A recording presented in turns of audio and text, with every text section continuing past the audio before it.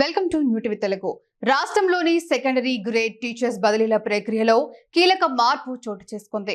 ఈ బదిలీల కోసం ఇప్పటి వరకు అనుసరిస్తున్న ఆన్లైన్ కౌన్సిలింగ్ విధానానికి బదులుగా మాన్యువల్ పద్ధతిలో కౌన్సిలింగ్ నిర్వహించాలని రాష్ట్ర విద్యాశాఖ మంత్రి నారా లోకేష్ నిర్ణయించారు. ఈ మేరకు సంబంధిత అధికారులకు ఆయన ఆదేశాలు జారీ చేశారు.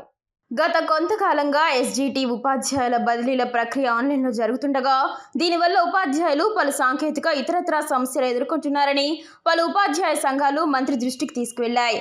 మాన్యువల్ పద్ధతిలో కౌన్సిలింగ్ నిర్వహిస్తే పారదర్శకత ఉంటుందని, తమకు న్యాయం జరుగుతుందని వారు విజ్ఞప్తి చేశారు. ఇదే అంశంపై తెలుగుదేశం పార్టీకి చెందిన ఎమ్మెల్సీలు కూడా మంత్రి నారా లోకేష్ ను కలిసి వినతి పత్రం సమర్పించారు.